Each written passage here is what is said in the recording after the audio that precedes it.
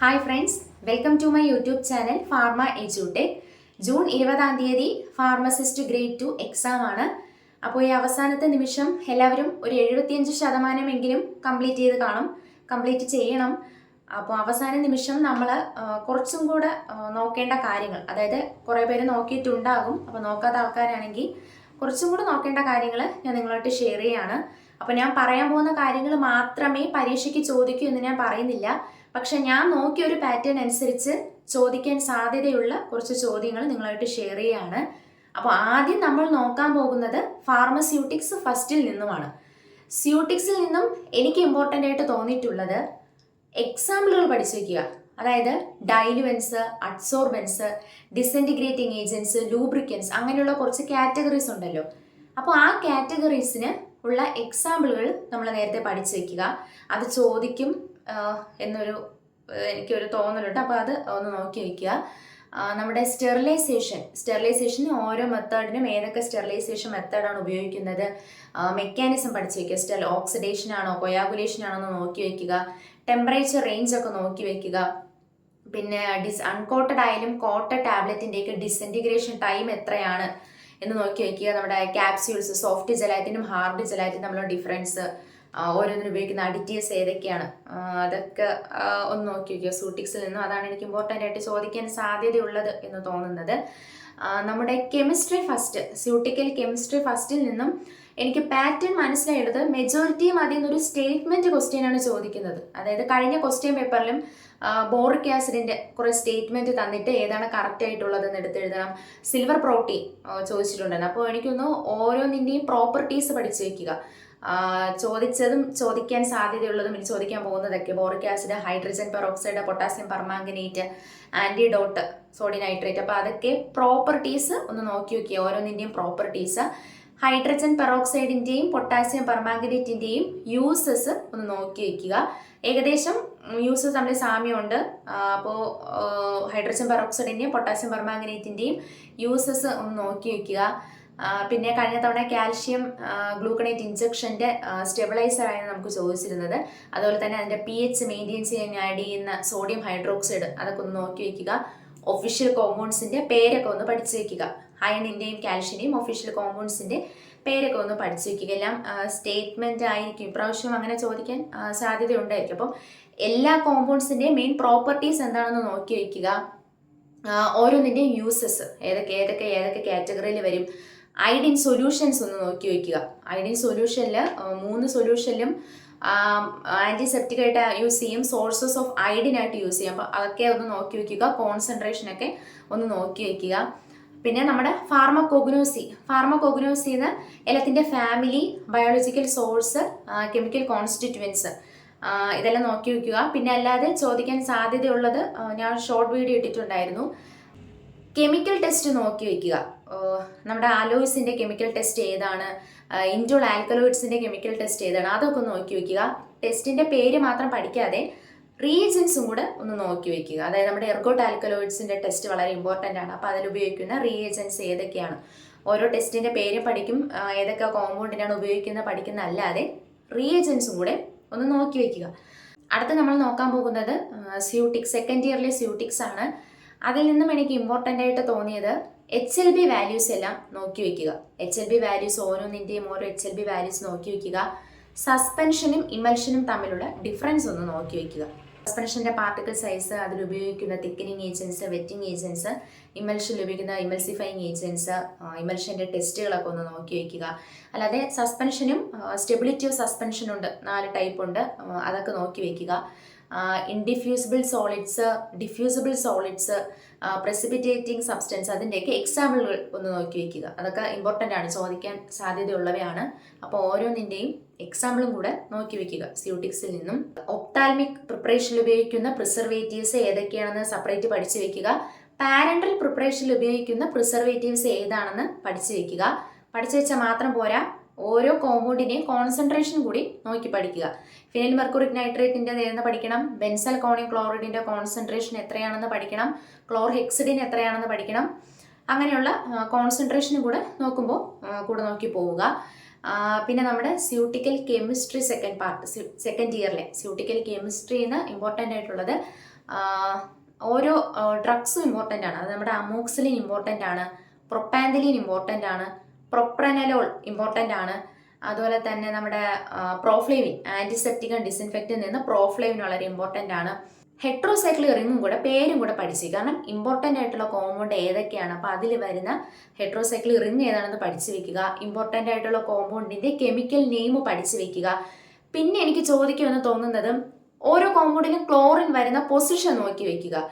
നമ്മുടെ ക്ലോർപ്രോമസിൽ ക്ലോറിൻ്റെ പൊസിഷൻ നോക്കി വയ്ക്കുക. അങ്ങനെയുള്ള 6th പൊസിഷനിലാണോ 7ലാണോ 3ലാണോ അങ്ങനെയൊക്കെയുള്ള ഇമ്പോർട്ടൻ്റ് ആയിട്ടുള്ള കോമ്പൗണ്ടിൻ്റെ ക്ലോറിൻ്റെ പൊസിഷൻ എവിടെയാണ് വരുന്നത് എന്നൊന്ന് നോക്കി വയ്ക്കുക. കെമിക്കൽ നെയിമൊക്കെ നോക്കി വയ്ക്കുക. സൂട്ടിക്കൽ കെമിസ്ട്രി എല്ലാം ചോദിക്കുമെങ്കിലും ഇങ്ങനെയൊക്കെ ആയിരിക്കും ചോദിക്കാൻ സാധ്യതയുള്ളത്. ജൂറിസ്പ്രുഡൻസിലെ എല്ലാ ആക്ടിൻ്റെയും ഇയർ പഠിച്ചു വയ്ക്കുക, ഇയറും ഡേറ്റ് ഒക്കെ പഠിച്ചു വയ്ക്കുക. ഓരോ ആക്റ്റും പാസ്സായത് എന്തുദ്ദേശത്തെ, എന്താണ് എയിം ഒക്കെ നോക്കി വയ്ക്കുക. അതായിരിക്കും ചിലപ്പോൾ ചോദിക്കുന്നത്. ഷെഡ്യൂൾസ് എല്ലാം കൃത്യമായിട്ട് നോക്കി വയ്ക്കുക. ഷെഡ്യൂൾസ് വളരെ ഇമ്പോർട്ടൻ്റ് ആണ്. ഫോംസ് ആൻഡ് സെക്ഷൻസ് നോക്കി വയ്ക്കുക. അതിൻ്റെ ഒരു വീഡിയോ ഞാൻ അപ്ലോഡ് ചെയ്തിട്ടുണ്ടായിരുന്നു. ഫോംസ് ആൻഡ് സെക്ഷൻസ് നോക്കി വയ്ക്കുക. ലോൺ ലൈസൻസ് ഏതാണ്, റീപാക്കിംഗ് ലൈസൻസ് ഏതാണ്, ഷെഡ്യൂൾ എക്സിൻ്റെ ലൈസൻസ്, ഇമ്പോർട്ട് ചെയ്യാനുള്ള ലൈസൻസ് ഏത് ഫോമിൽ വരും, C and C1 ഏതൊക്കെയാണ് വരുന്നത്, അങ്ങനെയുള്ളതിൻ്റെ സെക്ഷൻസ് ആൻഡ് ഫോംസും കൂടെ ഒന്ന് നോക്കി വയ്ക്കുക. സ്റ്റേറ്റ് ഫാർമസി കൗൺസിൽ, പിന്നെ സെൻട്രൽ ഫാർമസി കൗൺസിൽ, ഇതിൻ്റെ കോൺസ്റ്റിറ്റ്യൂഷൻ ഏതൊക്കെയാണ്, ഏതൊക്കെ മെമ്പേഴ്സാണ് അതിലുള്ളത്, അതും വളരെ ഇമ്പോർട്ടൻ്റ് ആണ്. എത്ര മെമ്പേഴ്സ് ഉണ്ട്. പിന്നെ കണ്ടുവരുന്നൊരു ചോദ്യം എന്താണെന്ന് വെച്ചാൽ, എത്ര ഗവൺമെൻറ് അനലിസ്റ്റിനെ ഉൾപ്പെടുത്തും, എത്ര ഡ്രഗ് ഇൻസ്പെക്ടറിനെ ഉൾപ്പെടുത്തും. അതിൻ്റെ ഉത്തരം 1 ഒരു ഗവൺമെൻറ് അനലിസ്റ്റിനെ ഉൾപ്പെടുത്തുള്ളൂ, ഒരു ഡ്രഗ് ഇൻസ്പെക്ടറിനെ ഉൾപ്പെടുത്തുള്ളൂ. അങ്ങനത്തെ ചോദ്യങ്ങളൊക്കെ ചോദിക്കും, അതൊക്കെ ഒന്ന് നോക്കി വെക്കുക. നമ്മുടെ ഹോസ്പിറ്റൽ ഫാർമസി എന്ന് ചോദിക്കാൻ സാധ്യതയുള്ളത് പാരാമീറ്റേഴ്സ് എല്ലാം നോക്കി വെക്കുക. കഴിഞ്ഞ ക്വസ്റ്റ്യൻ പേപ്പറിൽ ESR വെച്ചായിരുന്നു ചോദിച്ചത്. ESRന്റെ കണ്ടീഷൻ റേഞ്ച് കൂടാനുള്ളത്, ഏതൊക്കെ കണ്ടീഷനിലാണ് ESRന്റെ റേഞ്ച് കൂടുന്നത്, അതുപോലെ തന്നെ എത്ര പാരാമീറ്റേഴ്സ് ഒക്കെ നോക്കി വെക്കുക. ആൽക്കലൈൻ ഫോസ്ഫേറ്റേസിന്റെ റേഞ്ച് എത്രയാണ്, ബ്ലഡ് കൗണ്ട് എത്രയാണ്, ESR എത്രയാണ്, നമ്മുടെ WBCയുടെ കൗണ്ട് എത്രയാണ്, അതൊക്കെയുള്ള പാരാമീറ്റേഴ്സ് നോക്കി വെക്കുക. അതിൻ്റെ സിഗ്നിഫിക്കൻസ് എല്ലാം നോക്കി വെക്കുക. സർജിക്കൽ ഡ്രസ്സിങ്സ് എല്ലാം നോക്കി വയ്ക്കുക. നമ്മുടെ ടെസ്റ്റുകൾ നോക്കി വയ്ക്കുക. കോട്ടൻ്റെ ടെസ്റ്റ്, അതൊക്കെ ഇമ്പോർട്ടൻ്റ് ആണ്. സർജിക്കൽ ഇൻസ്ട്രുമെൻറ്റ്സ് ഒക്കെ നോക്കി വയ്ക്കുക, അത് വളരെ ഇമ്പോർട്ടൻ്റ് ആണ്. ADR നോക്കി വയ്ക്കുക. Type 1 Type 2 ADR ഒക്കെ നോക്കി വയ്ക്കുക. അലർജിക് റിയാക്ഷൻസ് നോക്കി വയ്ക്കുക. PTC നോക്കി വയ്ക്കുക. എക്കണോമിക് കൺസിഡറേഷൻ, ഡിമാൻഡ് എസ്റ്റിമേഷൻ, അതൊക്കെ ഒന്ന് നോക്കി വയ്ക്കുക. പിന്നെ നമ്മുടെ സ്റ്റെറിലിറ്റി ടെസ്റ്റുകൾ നോക്കി വയ്ക്കുക. നമ്മുടെ HEPA ഫിൽറ്റേഴ്സ് ഒക്കെ നോക്കി വയ്ക്കുക. ഇന്ററാക്ഷൻസ് നോക്കി വയ്ക്കുക. വളരെ വളരെ ഇമ്പോർട്ടൻ്റ് ആണ്. 1 മാർക്ക് ചോദ്യം എന്തായാലും ക്വസ്റ്റ്യൻ പേപ്പറിൽ കാണും. ഏതൊക്കെ തമ്മിലുള്ള ഡ്രഗ് ഇന്ററാക്ഷൻ ആണെന്ന് സിലബസിൽ കൊടുത്തിട്ടുണ്ട്. ഞാൻ റെഫർ ചെയ്തത് ഗൂഗിളിൽ നോക്കിയാണ് എല്ലാം റെഫർ ചെയ്തൊക്കെ കണ്ടുപിടിച്ചത്. അതുപോലെ ഗൂഗിളിൽ നോക്കി കണ്ടുപിടിക്കുക ഏതൊക്കെ ഡ്രഗ് ഇന്ററാക്ട് ചെയ്യുമ്പോൾ എന്തൊക്കെയാണ് സംഭവിക്കുന്നത്. Hypoglycaemic agents, vitamins, GIT agents എല്ലാം തന്നിട്ടുണ്ട്, സിലബസിൽ തന്നിട്ടുണ്ട്. അപ്പോൾ അതൊക്കെ ഗൂഗിളിൽ നോക്കി കണ്ടുപിടിക്കുക ഏതൊക്കെ ഇന്ററാക്ഷൻസ് ആണ് നടക്കുന്നത്, എന്തൊക്കെ സംഭവിക്കും. 1 മാർക്ക് ചോദ്യം എന്തായാലും ചോദിച്ചിരിക്കും. ഇന്ററാക്ഷൻസ് നോക്കുക. ഡ്രഗ് ഫുഡ് ഇന്ററാക്ഷൻ നോക്കുക. ടെറാറ്റോജെനിസിറ്റി എന്താണെന്ന് നോക്കുക. ഇഡിയോസിൻക്രസി എന്താണെന്ന് നോക്കുക. എക്സാമ്പിളുകളൊക്കെ നോക്കി വെക്കുക. ഒന്ന് മാറിപ്പോരുത്, എക്സാമ്പിളുകളൊക്കെ തറവാക്കി നോക്കി വെക്കുക. പിന്നെ ഓരോ ഡ്രഗിൻ്റെയും അഡ്വേഴ്സ് എഫക്ട്സും കൂടെ ഒന്ന് നോക്കുക.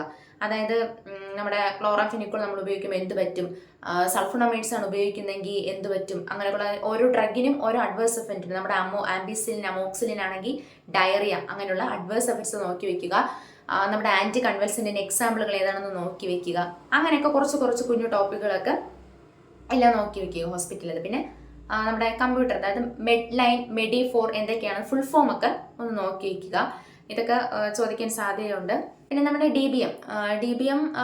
DBM എല്ലാം ഞാൻ വായിച്ച് ഒന്ന് മനസ്സിലാക്കി വെച്ച് പഠിച്ചതാണ്. DBM നമ്മുടെ ഫിനാൻസും, സോഴ്സ് ഓഫ് ഫിനാൻസ്, ബാങ്കുകൾ, നമ്മുടെ വിൻഡോ ഡിസ്പ്ലേ, മാർക്കറ്റ് റിസർച്ച്, അങ്ങനെയൊക്കെ എല്ലാം മനസ്സിലാക്കി വെച്ചിട്ടുണ്ട്. അതിൽ നിന്ന് ഏതൊക്കെയാണ് ഇമ്പോർട്ടൻറ്റ്, എല്ലാം ചോദിക്കാൻ ഇമ്പോർട്ടൻ്റ് ആയിട്ടുള്ളതാണ്. അപ്പോൾ ഏതൊക്കെ ചോദിക്കാമെന്ന് എനിക്ക് മനസ്സിലായിട്ടില്ല. എല്ലാം ഒന്ന് വായിച്ച് മനസ്സിലാക്കി വെക്കുക. DBM എല്ലാം എന്താണ് മീനിങ് എന്ന് ഉദ്ദേശിക്കുന്നത് എല്ലാം ഒന്ന് മനസ്സിലാക്കി വെക്കുക. എനിക്കിപ്പോൾ ഓർമ്മ വരുന്നതൊക്കെ നമ്മുടെ മെമ്പറൈൻ ഫിൽറ്റേഴ്സിൻ്റെ പോർ സൈസ് ഒന്ന് നോക്കി വെക്കുക. പിന്നെ ക്യാപ്സ്യൂൾസിൻ്റെ മാക്സിമം സൈസ് ഒക്കെ റെപ്രസെൻ്റ് ചെയ്യോ, 000, 000, 950, 650, 450 എന്നൊക്കെ നമ്പറൊക്കെ കൊടുത്തിട്ട് ഏതൊക്കെയാണ് മാക്സിമം കപ്പാസിറ്റി കൂടിയത് എന്നൊക്കെ അതൊക്കെ ഒന്ന് നോക്കി വയ്ക്കുക. നമ്മുടെ ഫിൽറ്റേഴ്സ് ഏതൊക്കെ, നമ്മുടെ പാരൻ്റൽ പ്രിപ്പറേഷൻസ് ഒക്കെ സ്റ്റെറിലൈസ് ചെയ്യുന്നത് ഏത് മെത്തേഡാണ്, ഒപ്താൽമിക് പ്രിപ്പറേഷൻ സ്റ്റെറിലൈസ് ചെയ്യുന്നത് ഏതൊക്കെ മെത്തേഡാണ്, അതൊക്കെ ഒന്ന് നോക്കി വയ്ക്കുക. ഹോസ്പിറ്റലിന് ഡിസീസ് വളരെ ഇമ്പോർട്ടൻ്റ് ആണ്. കഴിഞ്ഞ തവണ റുമറ്റോഡ് ആർത്രൈറ്റിസിൽ നിന്നും പാനസ് ഫോർമേഷൻ ഒരു ക്വസ്റ്റ്യൻ ഉണ്ടായിരുന്നു. പാനസ് എന്നായിരുന്നു അതിൻ്റെ ഉത്തരം, പാനസ് ഫോർമേഷൻ, അതൊന്ന് നോക്കി വയ്ക്കുക. അതുപോലെ നമ്മുടെ ഹെപ്പറ്റൈറ്റിസിൻ്റെ ഫീക്കോ ഓറൽ റൂട്ട് വരുന്ന ചോദ്യം, അതുപോലെ ട്യൂബർകുലോസിസും hepatitis, peptic ulcer, H pylori infection, അതൊക്കെ ഒന്ന് നോക്കി വയ്ക്കുക. ഡിസീസ് കോസിങ് ഏജന്റ് അതും വളരെ ഇമ്പോർട്ടൻ്റ് ആണ്, അതൊന്ന് നോക്കി വയ്ക്കുക. കെമിസ്ട്രിന്ന് എല്ലാം പറഞ്ഞ പോലെ തന്നെ ഹെഡ്രോസൈക്കിൾ റിങ് പഠിച്ചു വയ്ക്കുക. ഇമ്പോർട്ടൻ്റ് ആയിട്ടുള്ള കോമ്പൗണ്ട്, ഞാൻ കുറച്ച് കോമ്പൗണ്ടൊക്കെ പറഞ്ഞിട്ടുണ്ടായിരുന്നു, എല്ലാത്തിൻ്റെയും കെമിക്കൽ നെയിം പഠിച്ചു വയ്ക്കുക.